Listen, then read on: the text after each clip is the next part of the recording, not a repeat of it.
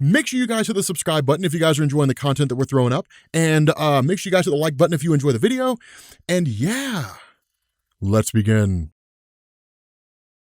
Okay, so you guys have been asking for it, so we are finally covering the conclusion to Heroes in Crisis. Also, FYI, Tuesday, Thursday, and Saturday, we're covering Dark Phoenix Saga, so that we can have that out for the weekend. And then we jump back into your regularly scheduled programming, which is basically almost everything coming out from Marvel, because we have a lot of catching up to do. But with Heroes in Crisis number 9, this basically answers the question that everybody's been asking: why did Wally do what he did? How did it all unfold? What's going on, right? Because with Heroes in Crisis, like, we have had questions answered, but it's been kind of cloak and dagger and kind of murky, and it's kind of been like half answers. And so it's just sort of like, all right, like, we need a definitive explanation to all of this stuff. And so what this does is it initially picks up with the arrival of Batgirl, of Booster Gold, of Blue Beetle, and Harley Quinn. Now, remember, these four have been just essentially like figuring everything out, or at least trying to figure everything out. And under normal circumstances, we would assume Batman would be the one to arrive to the conclusion about everything. But remember, Harley Quinn and Booster Gold were the ones who were on the scene. And so the result is that they actually kind of have an insight into what's going on that nobody else in the Justice League has. At the same time, they were believed to have been the killers, and so they were essentially underground. And so what you had was Batwoman and Blue Beetle, who basically ran up on them. Now, of course, Batwoman running up on Harley Quinn was kind of pairing the two together, even though they've never really been like direct enemies. Harley Quinn's more of like a Batman enemy, but also kind of an enemy of the Bat family, right? But like, in terms of who she comes into conflict most,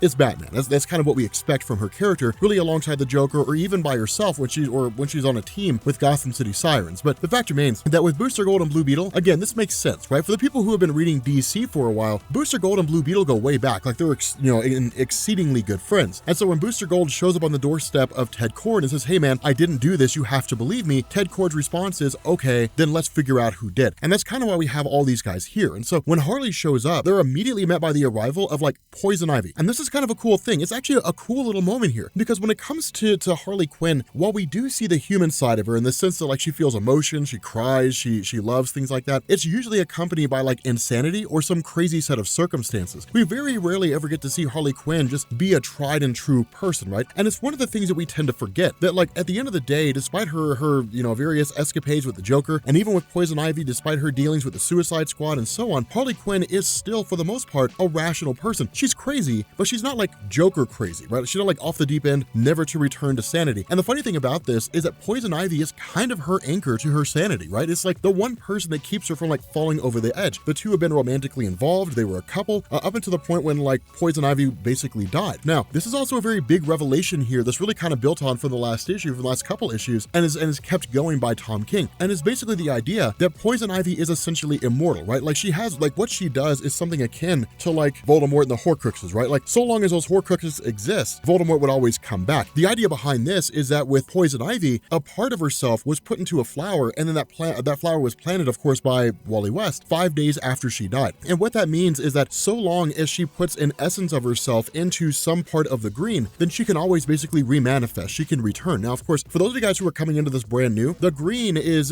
just kind of a colloquial name for like nature, more or less, insofar as like plant life, right? You have the red, which is animals, and then you have the rot, which is the death of all things, more or less, like death itself to a degree, like rotting, decaying, that kind of a thing. The gist behind this is that with Poison Ivy being part of the green, it means that she's literally part of nature, right? Like she's on par with Swamp Thing. And so basically by establishing this again, Tom King says like, so long as a part of her essence is tapped into the green, meaning like it's in a flower or a plant or something like that, and it's reconnected to the green, reconnected to like nature itself, to the plant aspect of this world or any other, then what it means is that she can basically reconstitute her physical form. And then of course it seems as though she has all of her memories intact. She recalls Harley Quinn. She knows the two of them were together. It's a pretty cool little thing. And it really kind of like adds on to the existing nature of Poison Ivy, right? We always kind of knew to a degree there was an aspect of immortality there. We just didn't really know how far it went. Of course, this is when it switches over to Wally West. And this is kind of a cool thing because you sort of have like Batwoman, you have Harley, you have Poison Ivy, Booster Gold, and Ted Kord, who are just sort of watching these two Wally Wests, encounter one another. And it's because Wally West feels totally alone. And this is when the huge explanation comes. This this is when it's all basically revealed. That what we find out here is that when Wally had pieced together all these little bits of information, right, like these little tidbits of confessions and so on, when he experienced like this huge influx of like pain and suffering from all these heroes, he cracked. And of course, we know that led to him just kind of letting off the Speed Force power and killing everybody in the vicinity. That part had already been explained. What comes next is this idea that in Wally's mind, because he had killed all these people, what he needed to do was something that would basically right the wrong. He needed an equally good thing to match the equally bad thing. And so what he ended up doing was running 5 days into the future, grabbing himself and then killing himself, bringing it back and then dropping it off. And of course, as we know, that would spare him 5 days. But the logic behind his actions is what we didn't entirely know. His initial indication was, well, I'll just run back in time and stop myself from blowing up. But as he points out with Barry Allen and the Flashpoint event, we don't know what ramification that would cause, right? I mean, for Barry, it was keeping his mom alive, right? Like it was saving the life of his mom, and that changed the entire universe. Something that's small, that seemed, for the most part, to be confined strictly to Barry, right? Like it wasn't like he saved Krypton from blowing up, and he saved Batman's parents,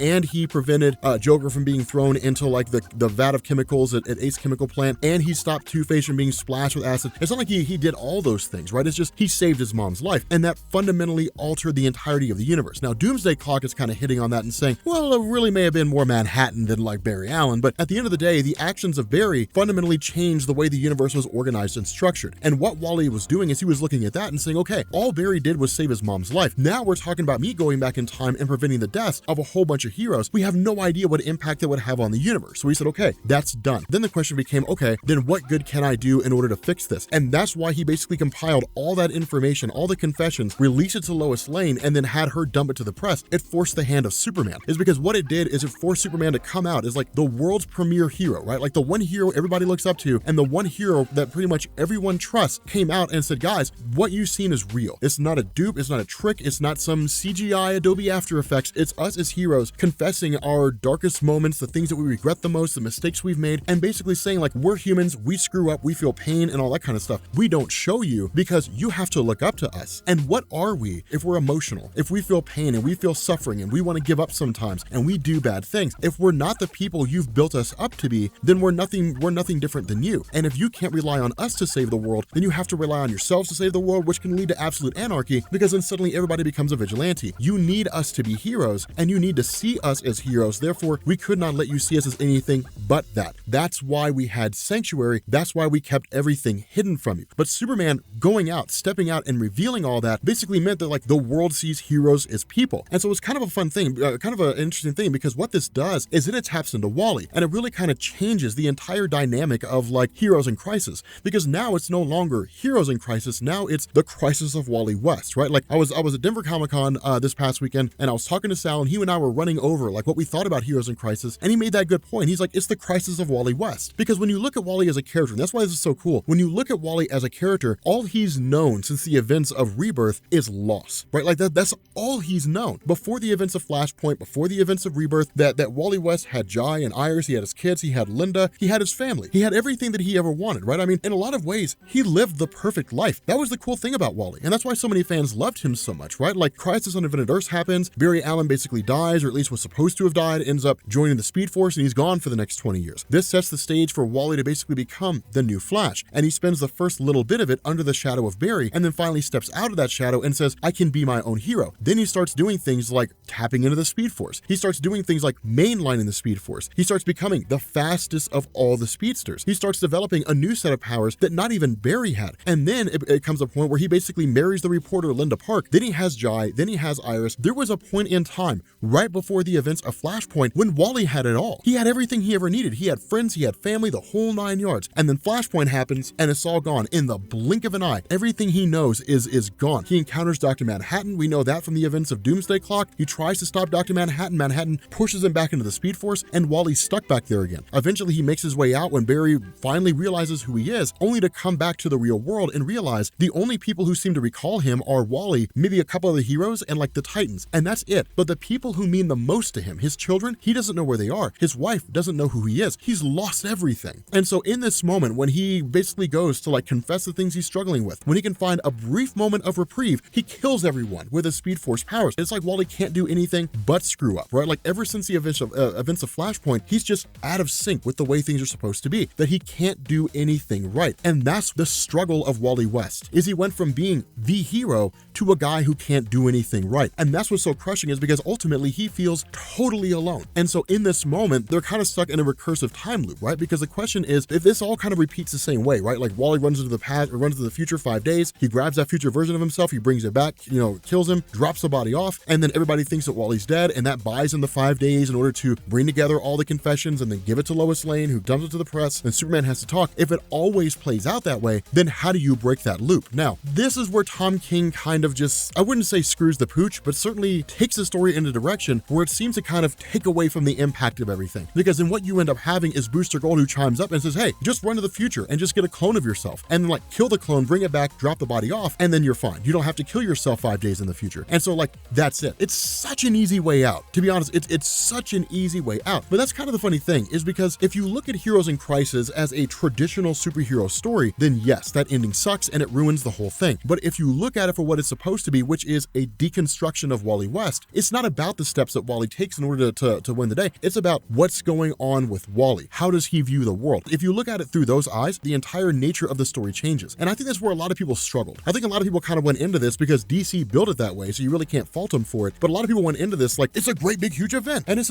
a huge story, and all kinds of crazy things are going to happen. DC didn't really build it as a deconstruction of Wally. DC built it as this is the next big event, and it's okay. And then you get into it and you realize this doesn't quite work the way it's supposed to. Now, the thing about this is kind of the cool moment. The thing about this is that Wally kind of sits down and says, okay, so I've done this, right? I went to the future, I grabbed a clone, I dropped it off, I killed him, and that's the body they discover. Done and done. The recursive time loop is closed. Things can move forward. There's still the question of what happens to Wally? What goes on now? Because Wally killed people, and then he lied about it. He framed Booster Gold and Harley Quinn, and then he forced Superman's hand to dump a bunch of information that really probably shouldn't have been dumped in the first place. So what we're talking about here is a guy who engaged in murder and espionage. So what do you do with a guy like that? Well, of course, Wally ends up being taken to prison and just kind of dropped off in a cell. Now, it's sort of left open-ended by Tom King in the sense that Wally's there, but we don't really know what comes next. I imagine that question will be answered in Joshua Williamson's Flash, right? Joshua Williamson will probably pick up from that and go from there. Either that, or Williamson will ignore it in its entirety, and it'll be like Heroes in Crisis never happened, and that'll just be the end of it. I don't know how you treat the story like it never happened. If it was confined strictly to Wally, and he basically managed to open the time loop and close it, and no one knew about it, then sure, you could just kind of sweep this under the rug and say, Heroes in Crisis never happened, I don't know what you're talking about, and call it a day. But the confessions of the superheroes being blasted out to the world, you can't really sweep that under the rug. There's no real coming back from that. But at the end of the day, again, Heroes in Crisis, like I said, if you look at it for what it is, right, the way it was designed to be viewed, then it's a beautifully done story. But the issue is that a lot of folks are kind of let in under the belief that it was a big Crisis crossover kind of grand poobah event, and that was it. So I don't know. I mean, I'm curious, what do you guys think? I'm curious what your opinions are, because I'm sure they're going to vary. I'm sure there are going to be people who are going to be like, Heroes in Crisis sucked, and there are going to be people who are like, Heroes in Crisis was amazing. So I'm curious what your all's response is, what your all's thought is. I enjoyed it, but again, I think the ending kind of took away from what could have been a great story, even with it being a deconstruction of Wally. But nonetheless, let me know what you guys think. If you are new here to Comics Explained, make sure you guys hit the sub button to become part of the Rob Corps. If you guys enjoyed this video, then make sure you drop a like, and yeah, I will catch you all later. Peace.